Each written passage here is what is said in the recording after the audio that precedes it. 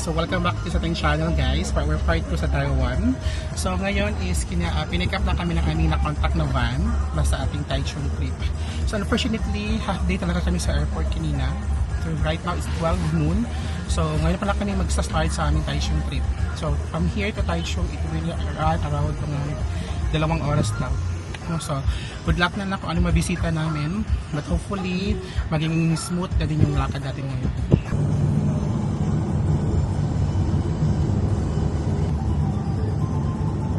After 30 minutes from na biyahe galing sa airport is andito kami somewhere, hindi ko alam kung saan to, sa Taiwan pa rin. So magla-lunch muna kami kasi hindi pa kami nakakain. So may nakita kaming McDo dyan. Just call it McDo na naman. Guys, meron silang i-charging dyan. I thought kung ano yung klaseng i-charging. Charger pala yun ng mga Tesla na sasakyan. Bongga. Pasok na pala ang Tesla dito sa Taiwan. Perfect. McDonald's guys, first business of the day. So para siyang food court na maghanap na ng mura, sabi ni Novem. Murag lahi, masiguro ito mapalit diri bayot.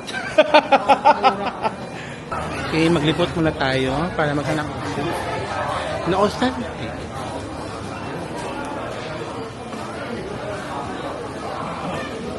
Ito yung stores nila.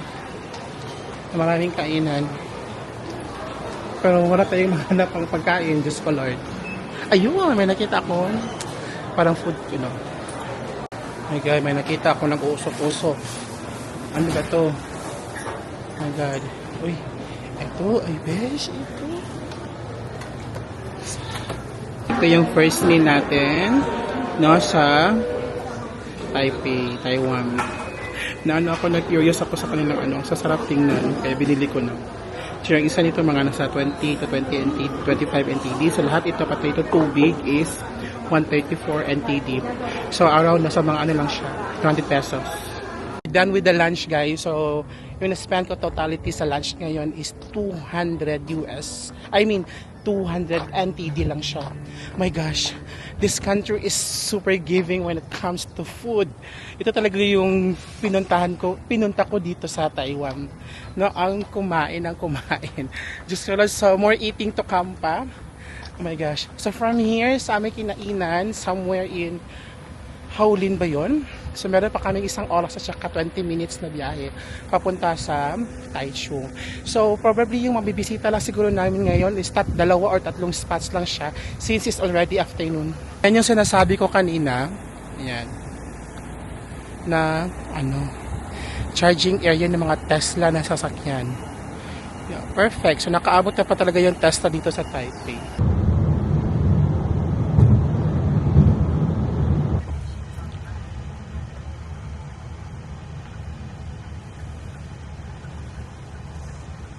Nasa first stop na tayo guys. Hindi ko na naman naka-idlip na ako. Pagising na lang. So dito na tayo sa flower shop. Yeah. So wala masyadong tao. Kasi today is Monday. So lahat may klase. So hindi siya tourist day guys. May entrance fee dito na 120 Taiwan dollars. That is around 200 pesos in Philippine peso. Ayan. So, dito na yung ticket booth, which is 120 pesos. So, if kakain ka dito ng barbecue, parang hapon yata or gabi, so free na yung entrance fee sa flower farm. Natin na sa flower farm. Unfortunately, bawal pala yung drone dito, guys. So, it's just a little garden na may pictorials na mga for photo op lang talaga yung area dito.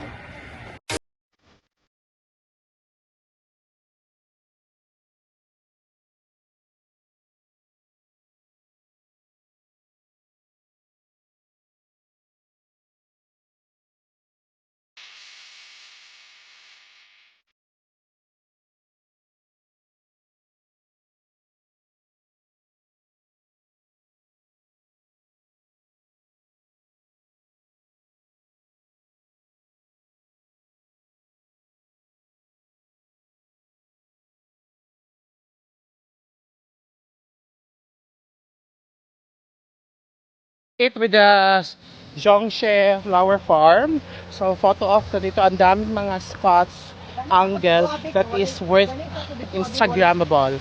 So, do not skip here guys. Sulit naman yung $120 mo na entrance fee dito.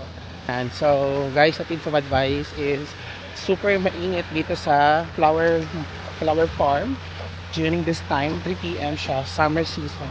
So, mag-sunblock at saka magbaon ng payong. Bang payong kubit. Yung van pala na nakuha namin dito guys at is na-contact namin siya through TikTok. So yung nakuha namin na package dito guys is sa isang van it cost us hindi, dalawang van na pala yun sa 20,000 NTD. So that is almost 39,000 pesos. So 15 kami kasi dalawang van siya. So it runs parang sa mga 1.5 NTD siya. Approximately 2,800 pesos. Then, cheap na siya. Sinundo kami sa airport. Tapos, diretso na agad sa Taichung.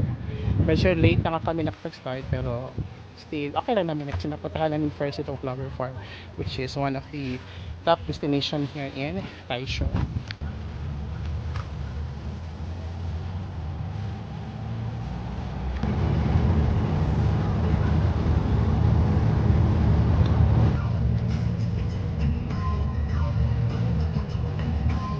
Na guys, after 45 minutes from Zhongshe Flower Market is we have arrived here at the Rainbow Village. Yung Rainbow Village guys is parang nasa gitna siya ng ng isang condominium ba ito? Then nasa city proper siya ng Taichung.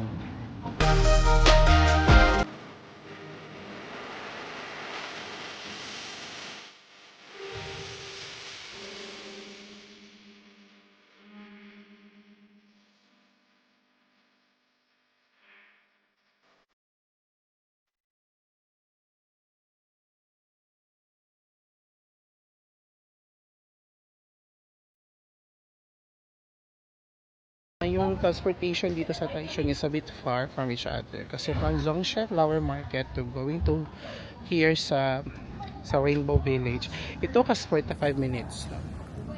Though yung Rainbow Village is part na ng city ng Taichung, so pwede na siyang i-commute, pero yung Zhongshe medyo malayo siya. That is why we opted to get a van. Kasi mostly kasi pag Taichung, look tours ang maraming nag-a-avail. Close on Mondays pala sila. Tapos Tuesday to other days 9 AM to 5 PM lang po. Parang ulan na guys, so we'll proceed to Miyahara na. Doon na tayo titikim ng isa sa mga pinaka-famous na milk tea dito sa Taiwan. Tsaka first ever milk tea daw here in Taiwan.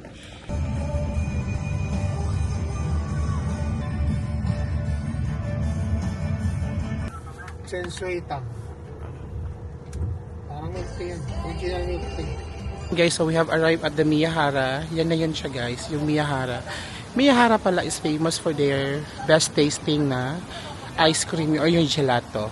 Nasa ano lang siya, nasa downtown lang siya ng Taichung. Yung last spot natin na pupuntahan is yun daw yung original na milk tea. Hindi ko siya ma-pronounce kung ano yung tawag. Basta malalaman na natin yung mamaya pagdating. So pasok na tayo sa Miyahara at saka let's see kung anong makakain natin. And guys, as you can see, ang dami namin. We are 15 na group. Meron pang dalawa dito. Ganon kadami ang tour na to. All because of the despedida, grand despedida of Jessa.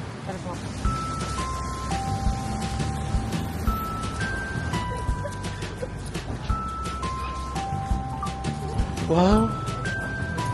Wow! Lamig! Ah, ganda here.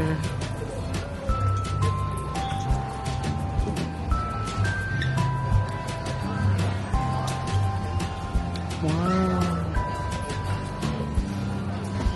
Yan nyo guys, yung bentahan dito sa Miyahara is mga chocolates, no? So yung ganito chocolate, 290 NTD.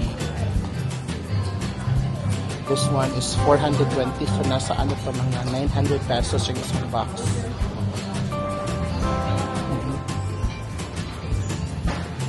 May mga almonds din. 195 cookies for 195.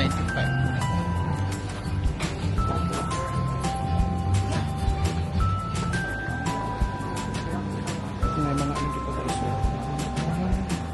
Mga cookies din. Ayan. Most of the benta sa Miyahara is cookies and chocolate. So let's go to the gelato part. Kasi meron ito doon. Ice cream. Isa din to sa mga recommended eat na dapat nyung tikman dito sa Taisho. Gelato is to sa labas siya ng sa labas siya ng store kanina na pinasukan natin. So dito tayo guys. Papasok tayo here. Wow! Oh my gosh.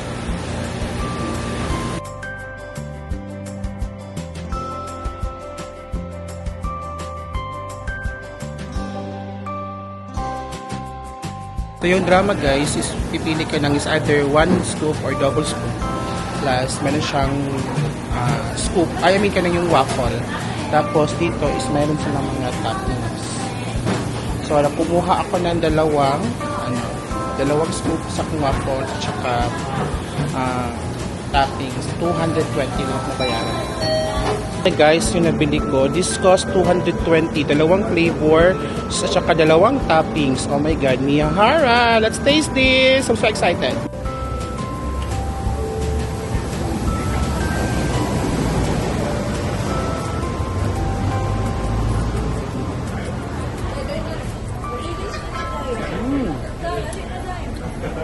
Basta ang ice cream, no? Lami.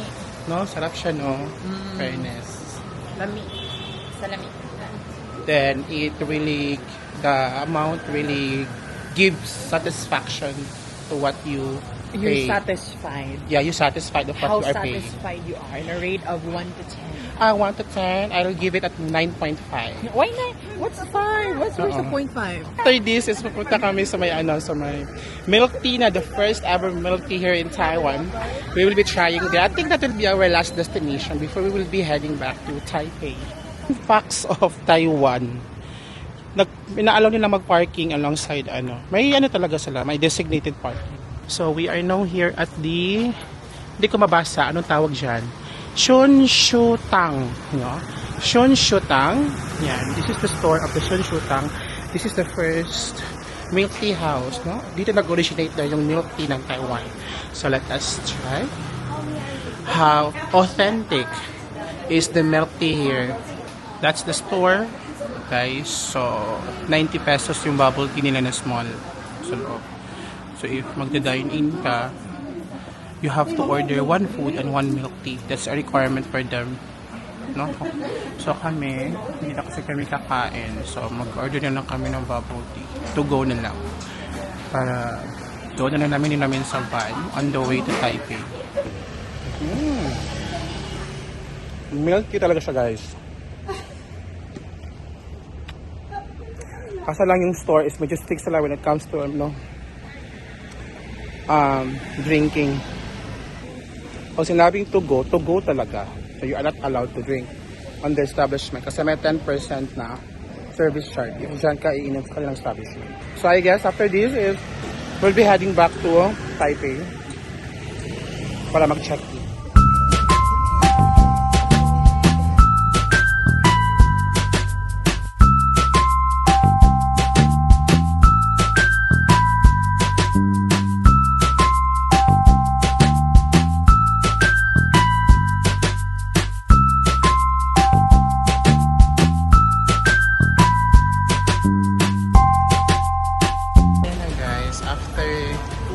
Hours, we have arrived at our hostel. Dito lang siya banda, sa Sunny Hostel. Check-in na kami. Dito kami sa Sunny Hostel in Taipei Main Station. Ito lang yung room. When you enter, may lavatory na agad dito, guys. Perfect. Ang daming outlet, in fairness. Then, ito yung bed. It is good for 6. Double-decker. And the bathroom is this. Ayan. Oh my gosh, walang bidet. It's so sad. The saddest day of our life, Jess. Walang bidet. Wala. Dapat pala ito. Ay, shower. Nalagyan ang aircons. Ito lang siya guys. This is good for 3,900 per head. Good for 3 nights na siya, no?